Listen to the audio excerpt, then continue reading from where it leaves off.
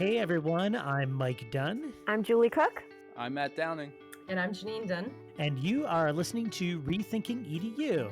Hey, you made it after the winter reboot and you are listening to our next episode, and we promise it'll be worth your while. We're hanging out this evening with Justin Menda. And Justin, how are you doing tonight? I'm doing great. Thank you very much. How about yourselves? Doing great. Thanks for joining us. And Justin, just a little bit about yourself. You are the founder of Rocket Prep, a test prep company. And we're recording this is our season called Perspectives, where we're bringing in individuals who are kind of working in education, but may not have what I would call a typically amplified voice in the conversation. And so you and I work together at my primary school employer, AIM Academy, and we've worked there in a couple different capacities, but I'm just grateful that you're here for this conversation, and we have a great lineup of questions for you. But before we dive into anything deeper, let's get a little bit about you. So you founded Rocket Prep. How long ago did that happen, and how have you been working with students over maybe like your time as a test prep tutor and before? Yeah, well, pleasure to be here. Appreciate the invite. Rocket Prep is about a year old. Before that, and I was freelance for a couple of years and worked as a tutor at a test prep company for several years after that. It's about 10 years total. And it was, it's interesting. I always say the best things in my life were opportunities that I seized rather than plans I had made. I got into this thinking it was going to be a side gig, like a good side gig while I got my master's in education. Turned out to be my main focus. And it's been a great ride for the past 10 years. Cool. That's super cool. And so you said you got a master's in education, but you're not a teacher. How did Correct. that come about? Well, I thought I was going to be a classroom teacher for a few years and then move on to something else. That turned out to be not for me for a variety of reasons. One of the biggest ones was just the practical reality. I mean, I found I felt like I was doing great work in one-on-one settings and small groups where, I had the flexibility to be responsive to students, moment to moment, day to day, week to week, month to month, et cetera. And when I'm not simply delivering content, I know we have a couple of classroom teachers in the chat. I'm just completely blown away as to how you do it. It's just something that I didn't feel like I had the chops to do at the level I liked. But the one-on-one and small group setting turned out to be where I did my best work. That's awesome. I have to ask, this isn't a question that I was thinking about when we started this conversation, but I'm just curious your thought. And co-host, I hope you don't mind if you indulge me for a second. The test prep industry has sort of like a rough reputation in the world.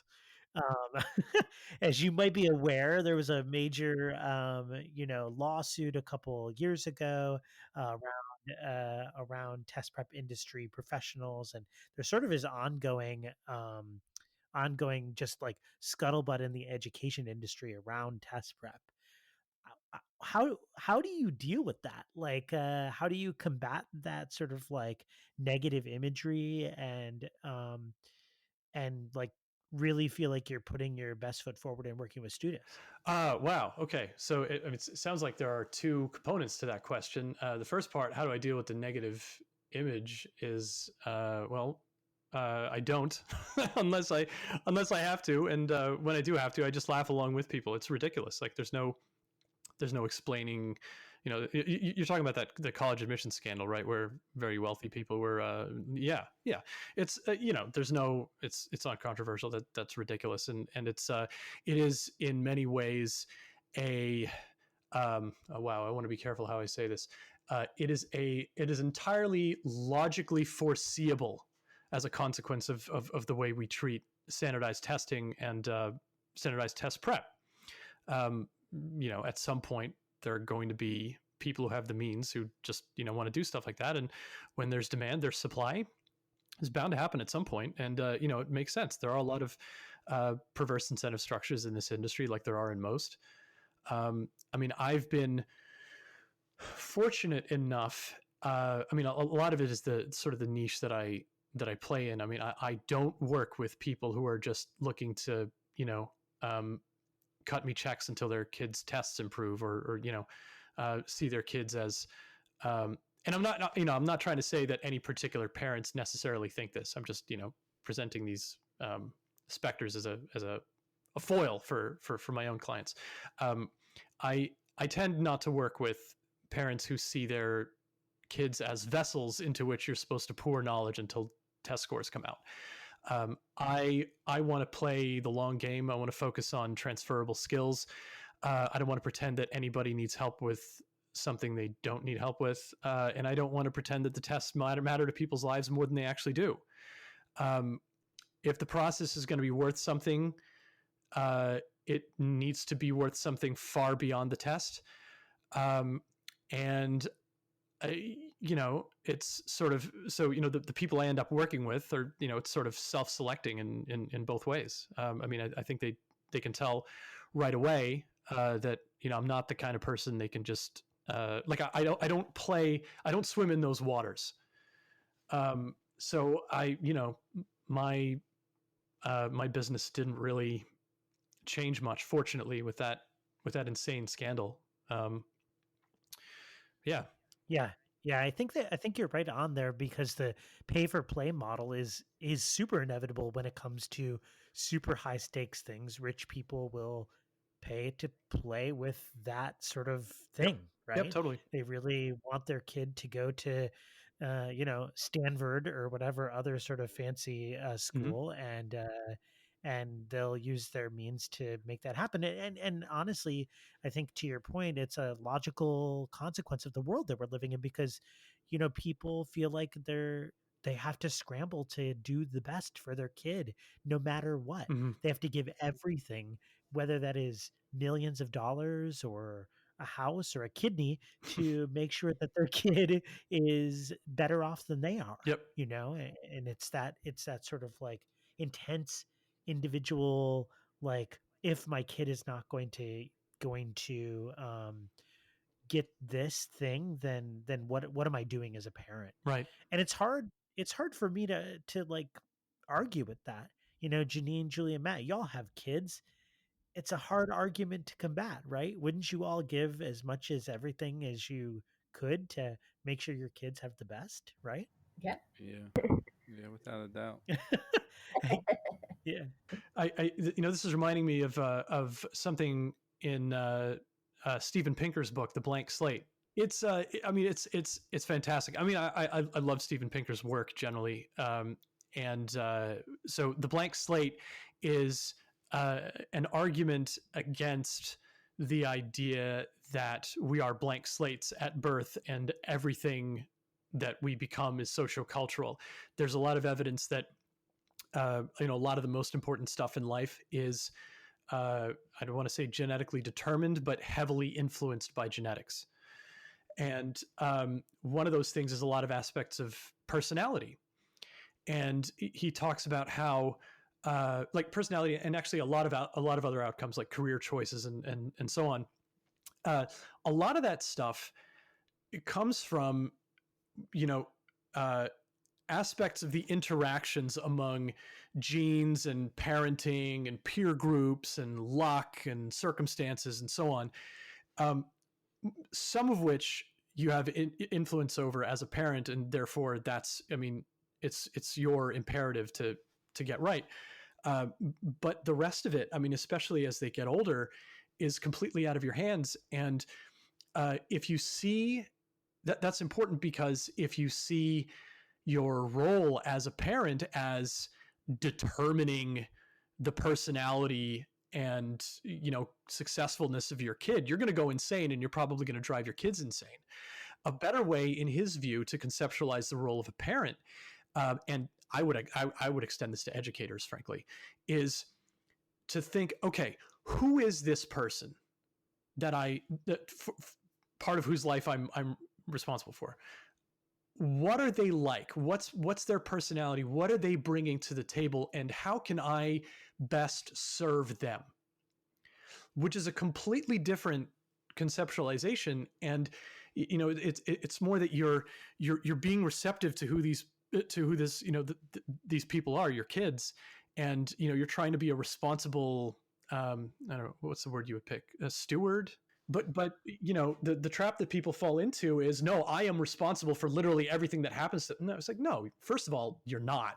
Yeah, I totally agree with that. We had a friend of ours that used to always say that, parents shouldn't wear their kids on their arms as like a badge of honor, that they're a whole different being, and you need to, yeah, exactly what you just said there. You know, who are they and how can you best support them? That's a great message. I love that. Yeah, super fascinating. I just while you were talking, I just popped over to Audible and added it to my book Audible list. So it's sitting right in between the A Promised Land by Obama that I'm in the middle of, and Omnivore's Dilemma. Good times, good reading, all my lighthearted reads of the world, right? So Justin, you've been working as someone that I would describe in this space of like auxiliary educational programming. And I'll like elaborate on that a little bit. So at my school, you have your core academic teachers who are sort of doing all the things that normal academic teachers would do, much like Janine and Julie are working in their schools as. But then you also have this collection of individuals who are occupying auxiliary educational programming. So they might be coaches, they might be tutors, they might be just other people that are sitting sort of on the periphery of the primary instruction of the school, but still offering really important services and occupying really vital roles within the school community. And I would argue that someone in that sort of position has a really unique kind of perspective, if you will, on what school is and how it functions. And this is what I want to kind of get you to elucidate for us, right? As a person with this unique positionality, how, like, what is your perspective of the current existence of school? Easy question. Easy question. Wow. Um, how long? How, how long do we have? How many days do we have to talk about this? Okay. I mean, I think part of my answer to that question is that we in this country don't quite seem to have an answer that we've all coalesced around. And that's one thing that I observe. I can't remember where I read this, but I sort of get the impression, and okay, I'm not an expert in this per se, but I just I feel like it's important to at least explore the idea. I sort of get the impression that countries, societies that have successful education systems, by pretty much whatever measure you want to apply, are ones in which the model of education aligns with the particulars of the society. So Finland is one example that's often held up as obviously a country that has a very, very successful education system. One of the central values, as I understand anyway, is equity. So if one school is going to get something, they're all going to get it, and if it costs more to deliver a certain standard of education in one district than it does in another, so be it. And along with that, there's a lot more reverence and respect for teachers. Generally, teacher education programs are much more difficult to get into. They're much more rigorous than a lot of the ones here, and sort of they elevate teachers, the status of teachers, and of course they get amazing outcomes. There seems to me to be something about having your education system's goals aligned with the goals of the rest of your society. And just to build off that, I think that can go really either way, right? So, like, for example, if your education system is aligned with something super negative, group like the Hitler Youth, for example, come to mind, then you can ultimately have an education system that is producing individuals that are really aligned with kind of scary things. I think the great example that you're giving, Justin, is that Finland has chosen something like equity that is super important and that American school systems are tending to ignore right now. So maybe it's behooves education systems to start with a value set that is like intrinsically equitable for all students, and that you might have more likely to be experiencing such like successful outcomes in education. There was an excerpt out of a book that I had read once, and I was like, not all cultures should should be meshed with schools. Now that I think of it, like I found the excerpt that I was thinking of in my head. It says, "Dear teacher, I am a survivor of a concentration camp. My eyes saw what no man should witness: gas chambers built by learned engineers, children poisoned by educated physicians, infants killed by trained nurses, women and babies shot and burned by high school and college graduates. So I am suspicious of education. My request is help your students become humans. Your efforts must never produce learned monsters, skilled psychopaths, educated extras. Reading, writing, arithmetic are important only if they serve to make our children more humane." Maybe it should be the opposite. We need to flip it, where the schools need to be producing these more humane students. Yeah, absolutely, Janine. And I think we do need to make some decisions to what Justin is saying around how we're treating students in an equitable manner. And I don't know that equity has been at the heart of American society. In fact, I'll go back a second. I know that equity has not been at the heart of American society for so many years. And it really is critical that schools start to treat that as being a priority, and trying to teach young people to be better human beings, better members of society, better members of their locality. All of these things that I think are really what we should be working toward. School's a producer of good humans. I love that idea. Yep, totally. And if we are supposed to be innovators and forward thinkers and slightly rebellious, iconoclastic, that's sort of, this is some of the attributes of things that are sort of classically American. We really need to have schools that are not made of classrooms anymore. We spend 12 years. Was it who's that comedian? She was amazing. I'm kicking myself for not remembering her name. But her joke was, you spend the first years of your life, the first year of a child's life, teaching them to stand up and talk, and the next year teaching them to sit down and shut up. And in many ways, we've sort of extended that to 12 years. And, it's, you end up with a system in which, everybody's doing heroes work. And, we're not seeing the outcomes. And, there's plenty of blame to go around, but I think the biggest thing is we haven't coalesced as a society around what the goal of our education system should be. Is it lifelong learning? Is it to prepare people for jobs? If it's to prepare people for jobs, what jobs? Do we even know what's going to be necessary? Like, are we going to follow the science about how people learn things, or are we not? And, do we want a cohesive national strategy, or do we want to, push everything to the localities? And, these are all things on which reasonable people can disagree, or most of them anyway are. But, we need to, societies and communities have to have some kind of idea. And I don't get the impression that we've done that. A quick follow-up with what you were saying. Can you elaborate a little bit more about what you meant by schools need to not be made up of classrooms? What did you mean by that? I remember hearing about a network of charter schools. I believe it was the rocket ship schools. I don't want to, plug them necessarily, or, hold them up as an exemplar, but they are an example of sort of a counterpoint to what I'm thinking. Sometimes it's best to explain it by contrast. They, instead of classrooms, they have a bunch of learning spaces. So the one I was hearing about was K through 8. They have,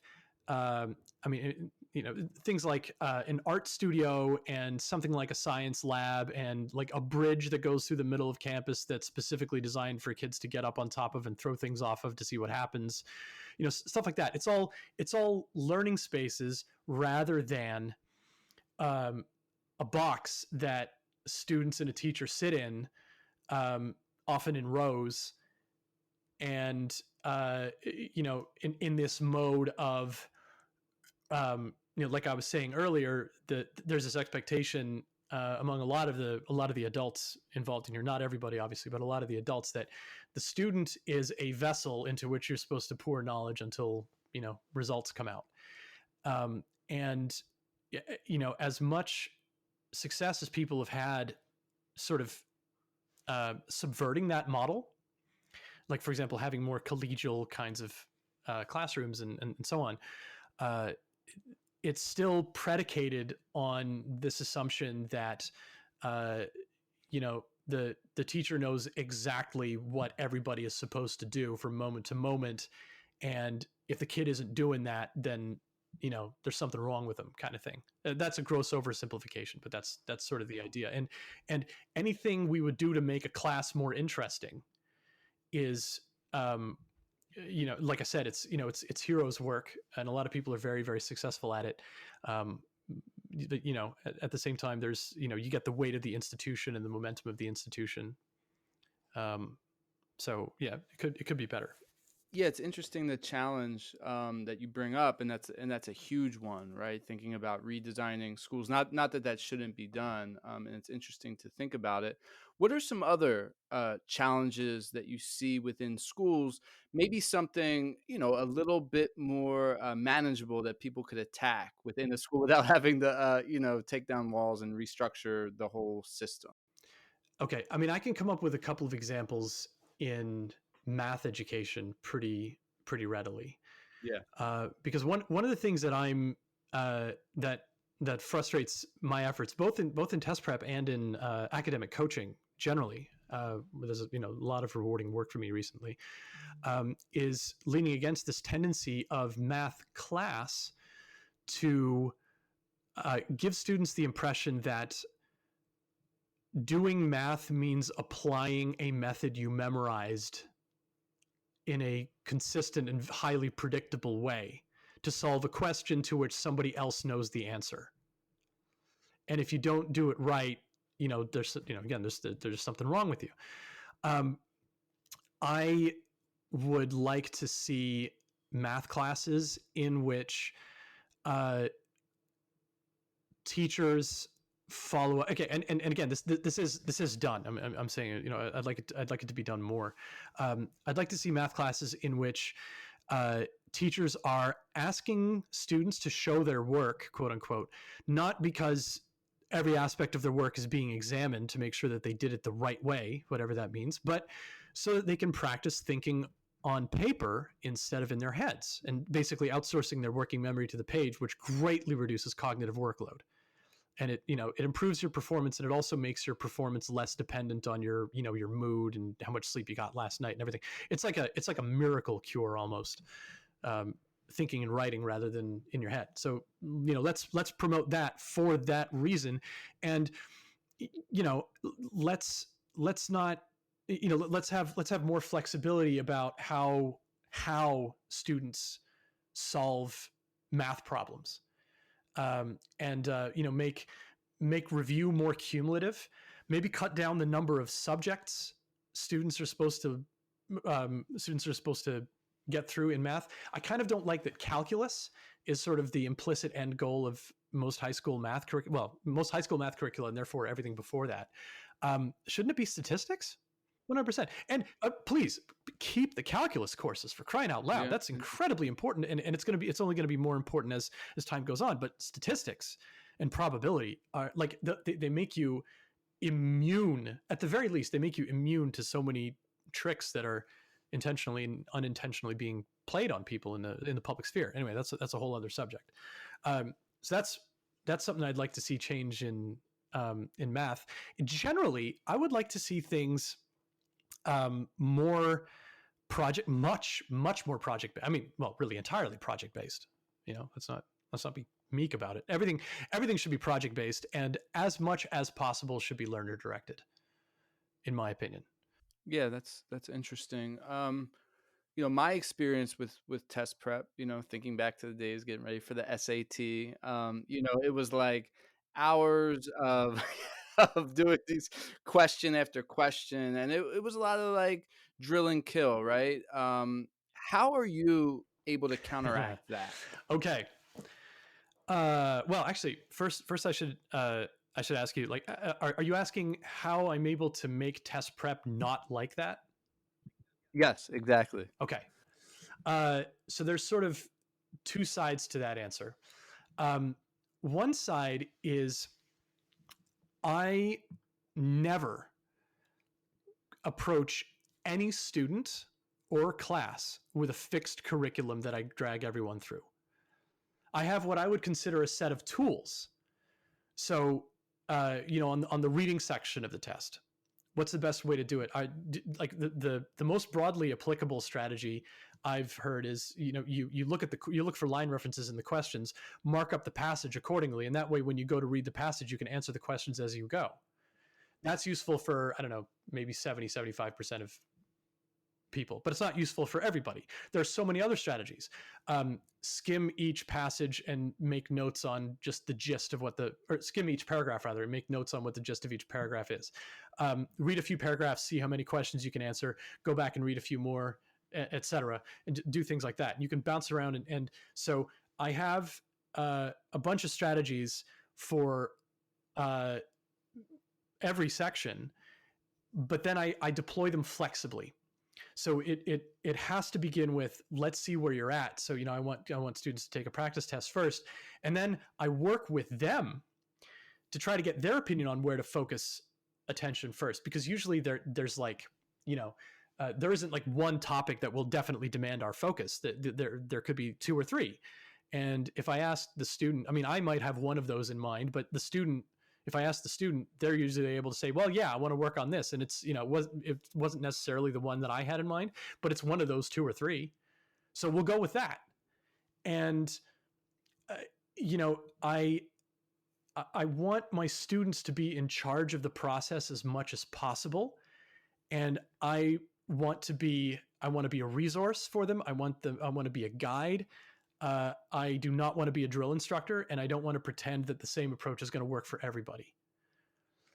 So that's one part of the answer. The other part of the answer is I kind of don't fight that aspect of it. Like in a very specific sense, these tests, well, the SAT and the ACT are largely, almost entirely, about skills. You can't cram for them. You have to ramp up over a long period of time. It's much more like getting good at a sport or a musical instrument than it is like studying for any test in school, because you can cram for most tests in school. You can't cram for the SAT and the ACT. You have to develop the skills over a long period of time. That takes a ton of work, and it provides an opportunity, and a lot of that work feels really repetitive, and it therefore provides an opportunity for students to figure out how to do that, and then to see the positive results from applying themselves that way. So, and on that end of it, like, to the extent that it gets tedious, I'm like, okay, this is going to suck. We both know this is going to suck, because this is really, I always assign the tedious stuff for homework so we can do the interesting stuff in session. And I work with them on, okay, how can we like make a schedule, for example? How can you carve out a workspace at home in which you can do this stuff effectively? What distractions do you need to silence? And then, for a lot of my students, we end up writing out a plan, like putting it in writing. And then the first thing I do at the next session is, okay, how did the plan work? Not how well did you do? How did the plan work? Was that a good plan? How do we need to change it? And then over time, not only are they getting that hard work done, but it's sort of contextualized in this under this broader umbrella of, let's figure out how to work at something that sucks for a long period of time, and get the result out of it. So it's sort of it's still a grind, but it's bigger than that. Yeah. Yeah, I appreciate the way you're elevating sort of both of those ends of the spectrum. Like you're trying to be flexible and cater to the student, but at the same time, you're like, yeah, this is a skill. You got to work at it. You got to do it. And sometimes, one person might go to one end of the spectrum and sort of stay there, and not the other end. And I appreciate the way you're sort of dealing with both. Totally. Yeah, I mean, I've had students who, this is what I love about my work. I've had students with whom I've worked for a year and a half, meeting at least once a week, most weeks, and then I've had students, with whom I've worked for, I don't know, 3 months, once a week, and then after that, they can just take what we've done and run with it, and call me occasionally if they need some help with something, but basically they can just, and that's of course that's the goal for every student. I'm really wondering, and I guess we need to acknowledge that the pandemic is happening. It's been happening. It certainly has impacted the field of education, that there have been, just a little bit. I mean, I don't know. I know, like in some place, the PSSAs for us at least were canceled last year. Now we're wondering, supposedly they're supposed to happen this year. I'm wondering how it's affected you with the test prep, industry here. Has there been any challenges with the pandemic? I mean, on the one hand, obviously there's a lot more demand for sort of like the remedial stuff, the remedial academic work with students. On the other side of the coin, for a while anyway, there was like a momentary dip in the demand for test prep because, at least in the short term, a ton of schools went test optional, and it's sort of uncertain what the actual fate of the SAT and ACT are. I think, once reality set in that, it wasn't really going anywhere in the very short term, things sort of picked back up. I think the biggest change for me is that, I had one area of my business just blow way up, which is academic coaching. And, people who are just, and it seems to be, maybe this is just me. It seems to be largely, one sort of, I don't know, would you call it an archetype? Anyway, smart video game enthusiast boys. I know exactly what you're talking you about. might have 2 of those boys at home right now. Yeah. Uh-huh. Well, there you go. So I mean, school probably wasn't serving them too well before, and now it's even worse, because all the reasons that school wasn't working for them are now, sort of exponentially more difficult to deal with. And I have a few clients right now who are basically in that situation. They're they're not doing as well in school as they wish they were, and besides which, their parents are taking away privileges at home and so on. And I'm helping them, not just squeak by the class or play a game that they're not interested in, but like really get their feet under them as people, and see school as, or and even in the current situation, see it as an opportunity.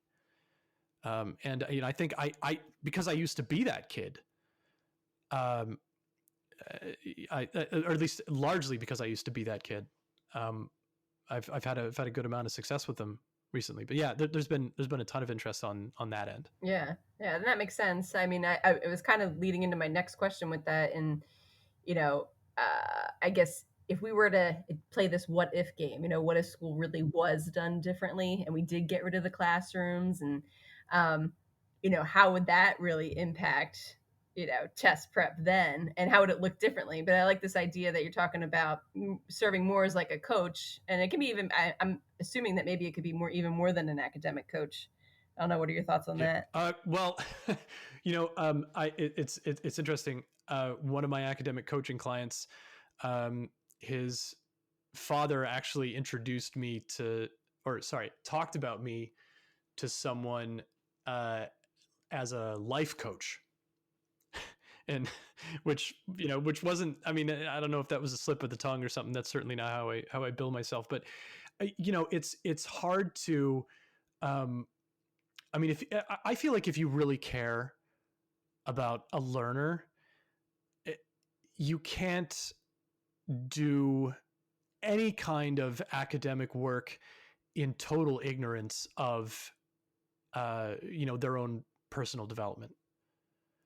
And you can't treat the two as entirely separate. Obviously, you want to be very careful when you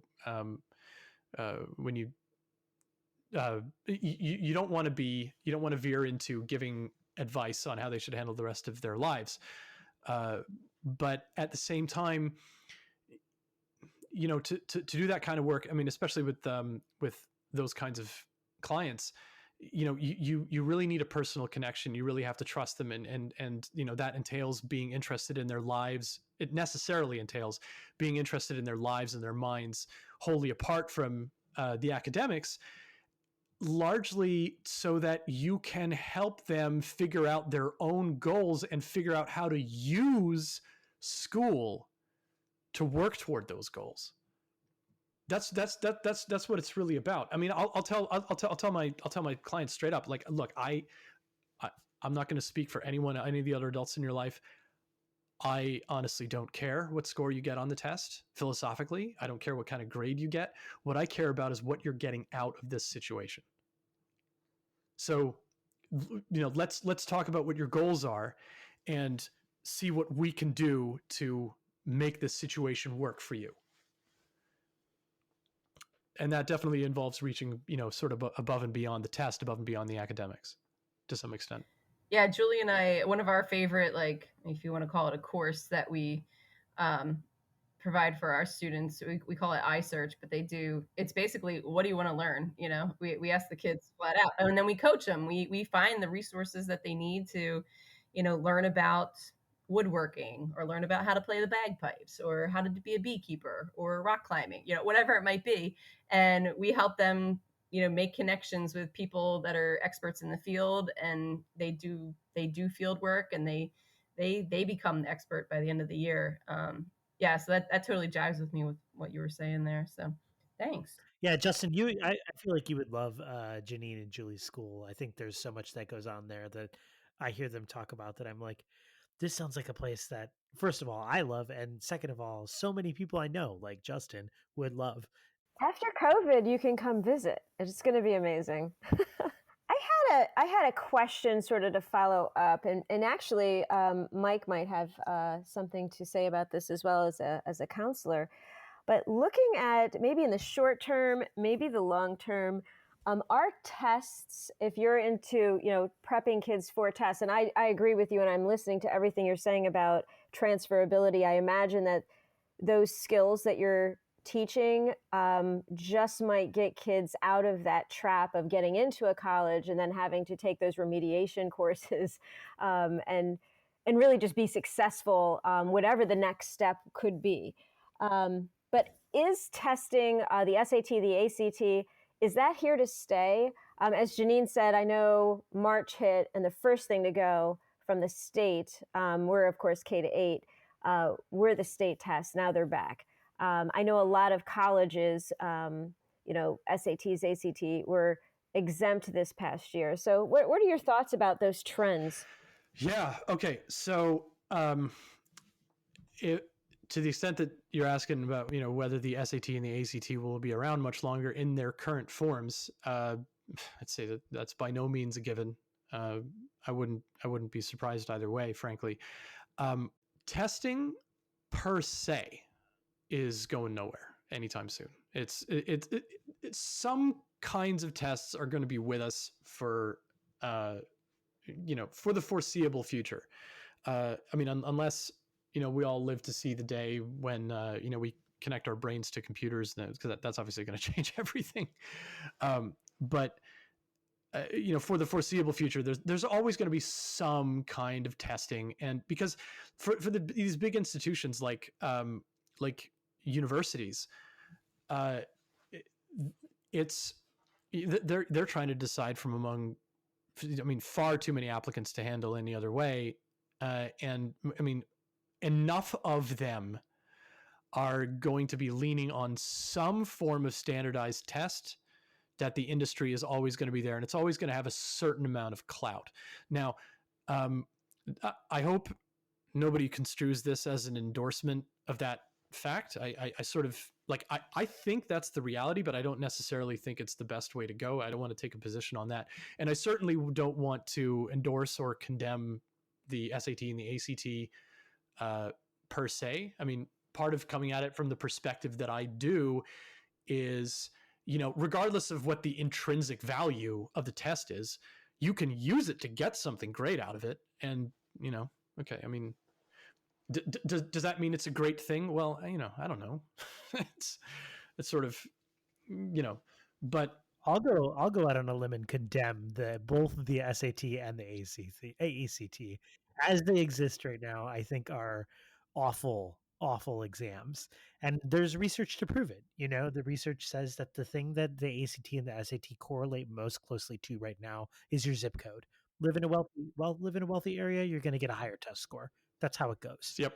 And I talked about this with my friends Kevin and Chris back on one of our knowledge drop episodes in the first season of this podcast. And it's interesting to think. I predicted in that episode that the SAT and the ACT would be gone completely as exams in the next 3 years.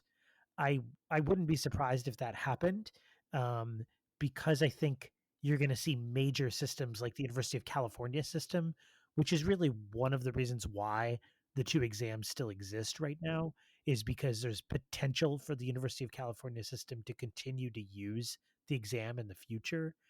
Once that group decides, and they've already decided for both this year and for next year that they're not going to use the test, and they develop their own test, Right. which is probably going to happen, then I think you'll see the dismantling of the ACT and the SAT as we know them right now. I think the other really tricky part about this is that international schools, basically anywhere outside of the United States, have a much stronger emphasis on testing than U.S. schools do. That's right. If you're looking at admissions even to, let's say, UK schools, you're talking about very strict test score requirements in order to earn admission to those schools.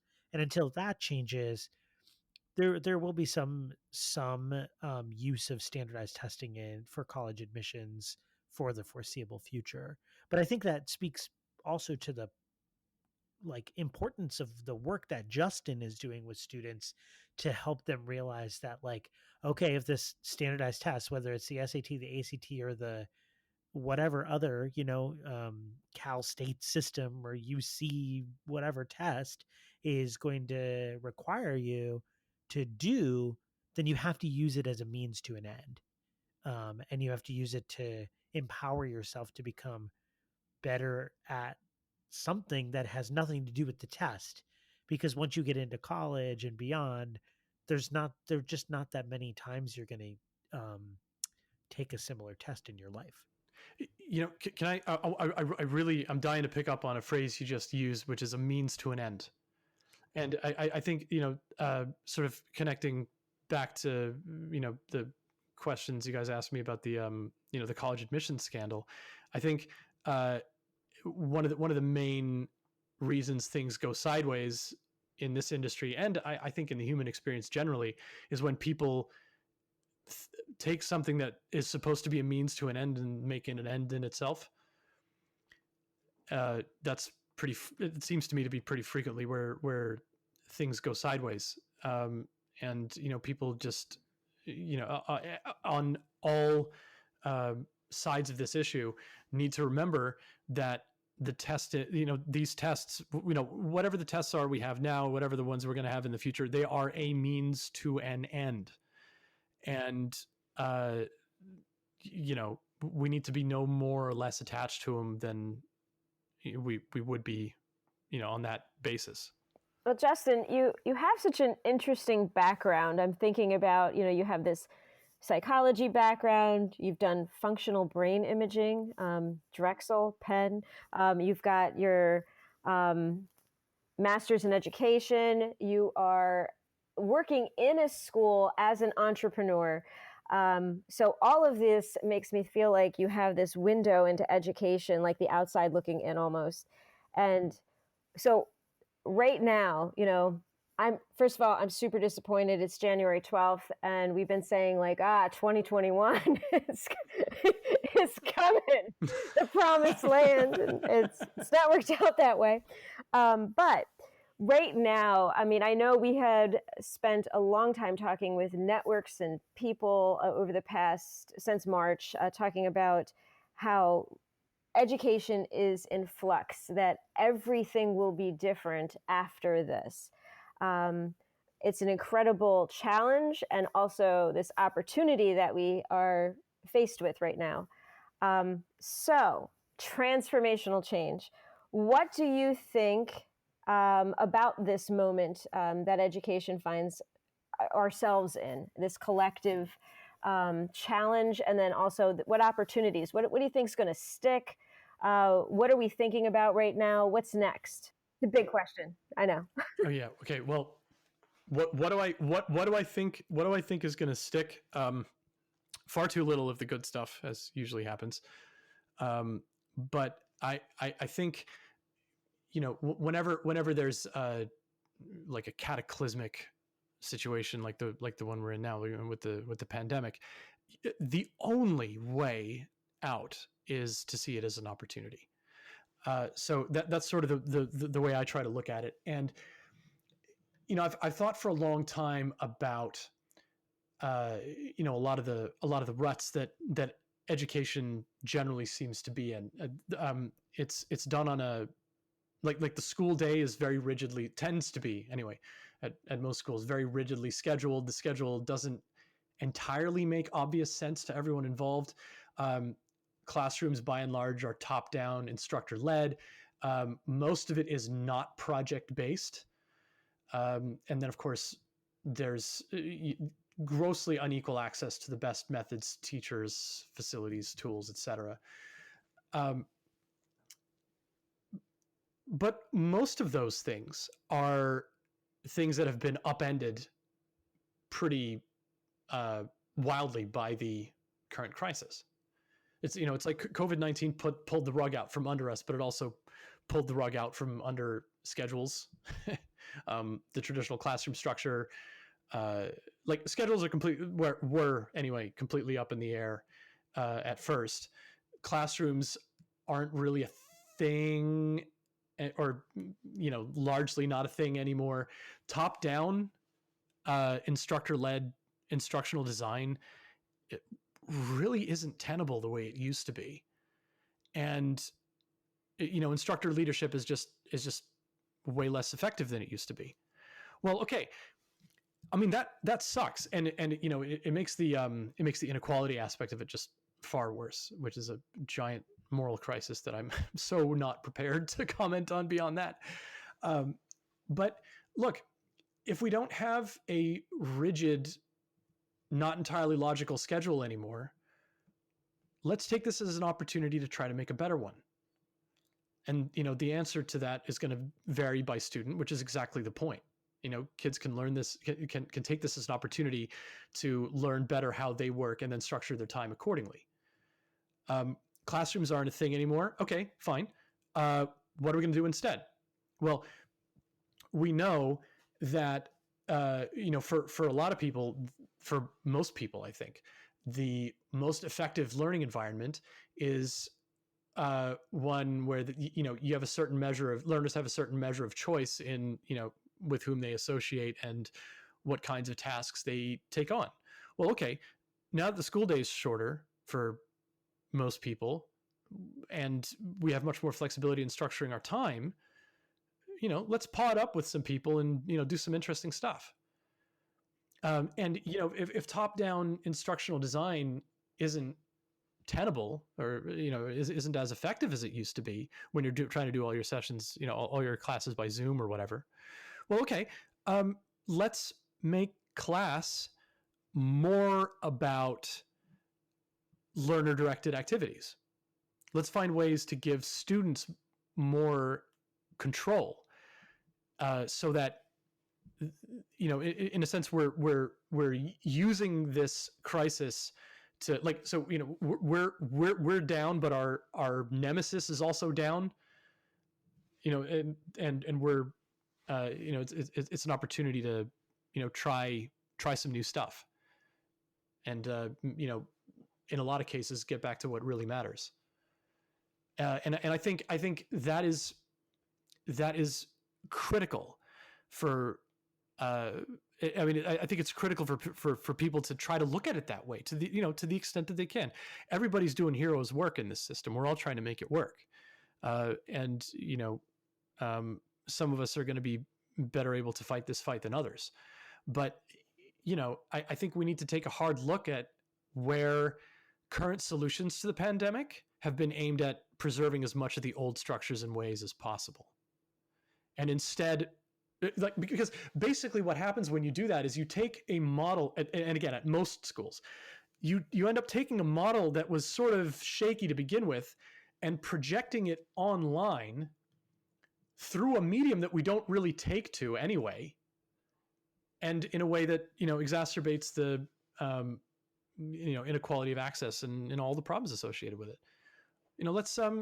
Let's try to think about ways to look at this as a to treat it more as a clean slate kind of a situation, instead of a disaster from which we have to crawl back as close to the original state as possible. I do think it is like the get back to normal mantra that people have been talking about, which includes a lot of students. And that's really interesting and something, I'm sure we can talk about more, not on this episode, but I think like a lot of students have remarked back to me in this pandemic, I can't wait to get back to normal.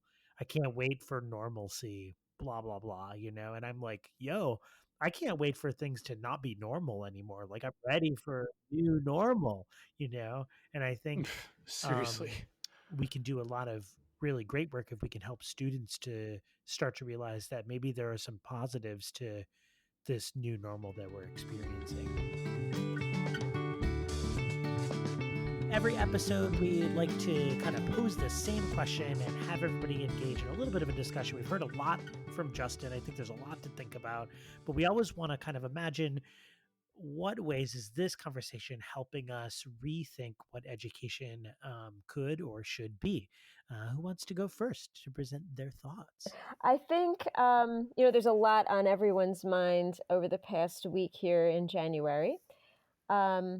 And I think what Justin said earlier in this episode about how can I best serve you is my big takeaway from this discussion.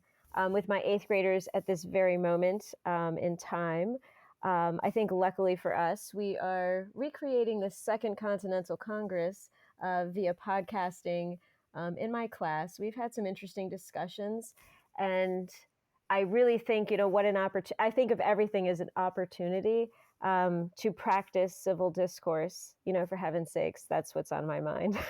So, yeah. And I think, how can I serve them best if they can leave with the ability to engage in civil discourse? I've done something right this year. So that is my goal. So that's what's been on my mind. And thank you, Justin, for all the wonderful thoughts. I love your approach to education, and I love that window that you have for us. Yeah, and I kind of had along the same. I actually wrote down that same sort of thing there about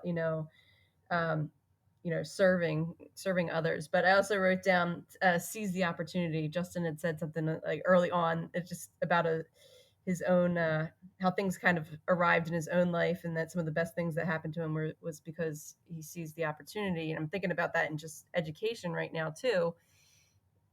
Sometimes we get stuck in like a rut, and we just it's the same thing every day or the same curriculum, and we're but there's always opportunities to do school differently, and I think just kind of pushing that again to the forefront, that we can seize the opportunity today, now, to do school differently. That's where I'm at.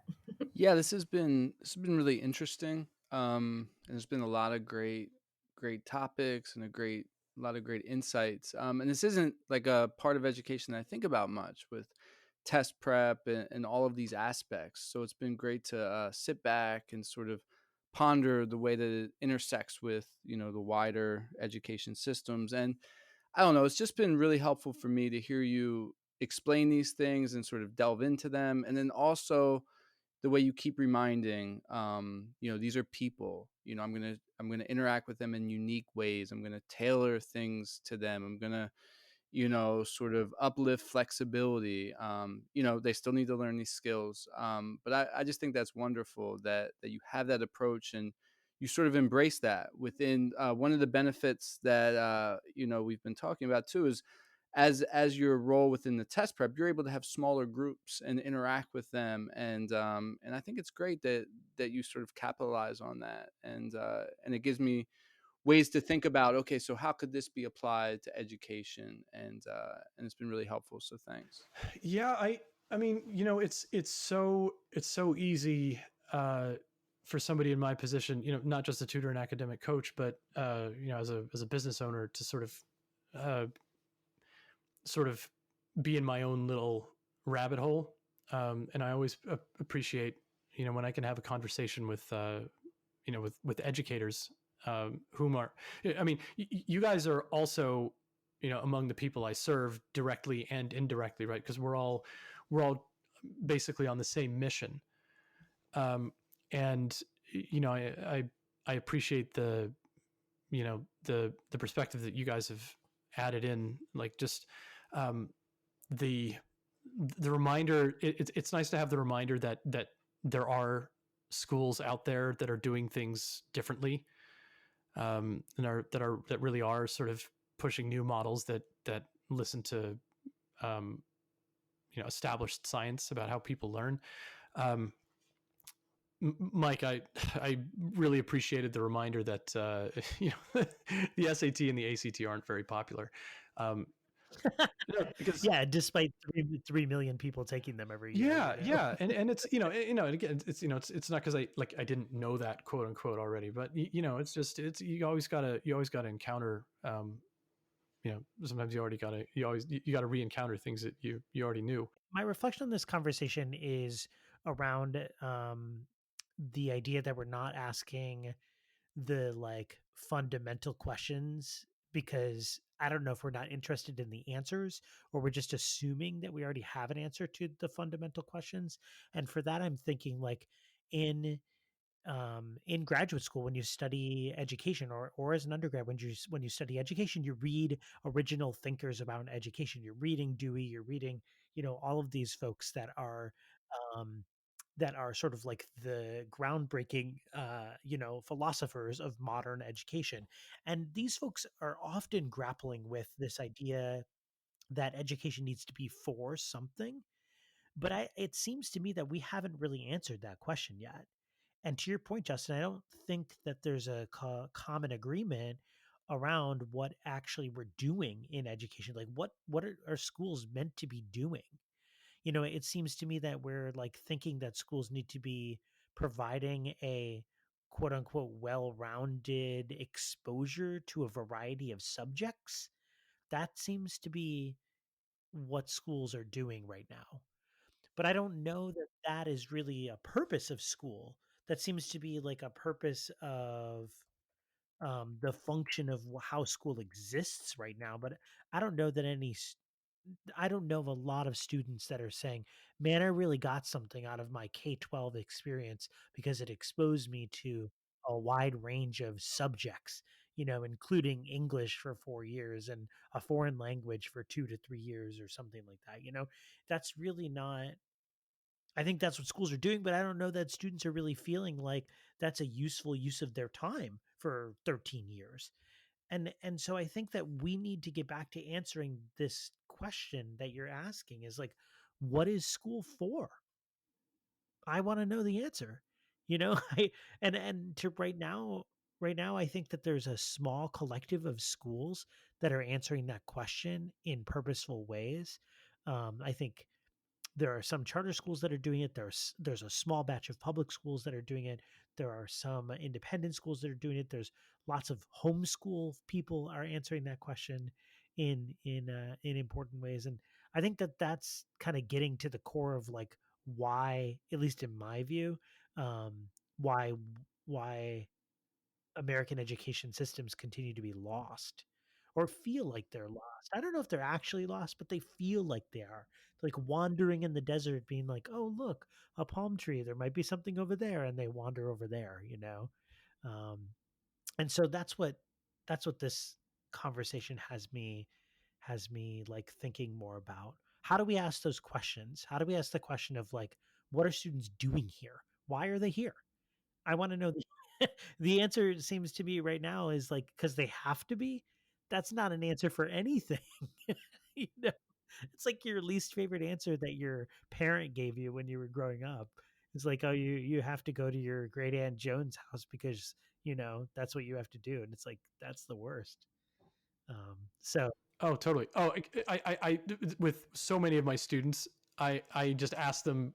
I mean, the ones I think will sort of take it bluntly. I'll offer it bluntly. I'll just be like, so why are you interested in taking the SAT? It's like, well, because I want to go to a good school. Really? Aren't there a lot of test optional schools right now? Like I'll sort of poke and prod, and it takes maybe 2 additional questions to get them to realize that the only reason they're doing it is that that's just the hamster wheel that they're on. Before we get into any more discussion, Justin, where can we find your work at? What's your website? And direct us to anything interesting that you're reading or thinking about recently. Okay. All right. Well, so my website is www.rocket-prep.com. Pretty simple. And I can also be reached on Facebook and LinkedIn. So sort of an easy search. Books I'm into. Oh boy, I am super pumped about some of these. One, I think first and foremost is the book Mindset by Carol S. Dweck. So excellent. And it's probably the it's definitely top 3 as far as like most transformational texts I've ever come across, like on my own life. So that's a big deal. There's a book by a woman named Dr. Jean Twenge, Twenge. The book is called iGen, as in the letter I and then GEN, and that is an utterly fascinating book about the particular challenges that seem to be facing the generation of students, generation of people born in starting around 1995, 1998. Absolutely fascinating stuff. I mean, obviously every generation has their own issues, and this is a book about this particular generation's one. The Blank Slate by Steven Pinker. That's a big one. As far as like practical knowledge for educators, there's a book called Learn Better by Ulrich Boser, Boser. That's a great one. Interesting take on games and learning, the intersection of games and learning. Is a book called Reality is Broken by Dr. Jane McGonigal. That the premise of that book is, well, why are we thinking of games as the oddly addicting thing? Really, it's reality that's deficient in delivering people what they want. So that's why they turn to games, and how can we bring those lessons into our everyday life? Creating Innovators by Tony Wagner. That's another big one. We may have mentioned that one a couple times on this podcast. Oh yeah, there you go. In fact, actually, it's sitting on my desk right next to me right now. And I think the last one, the last 2 that I want to mention would be The Happiness Hypothesis and The Righteous Mind by Dr. Jonathan Haidt, Haidt. The Righteous Mind is the most transformational piece of text that I've ever come across in my own life. It's absolutely, the content of that book is absolutely indispensable in my view as a helping people to understand some extremely important aspects of human psychology. Justin, it's been great to talk with you here on this amazing episode of Rethinking EDU. Of course, we appreciate having you. And audience, thanks for checking in with us. Our winter reboot is well underway. We're going to start releasing episodes now about twice a month.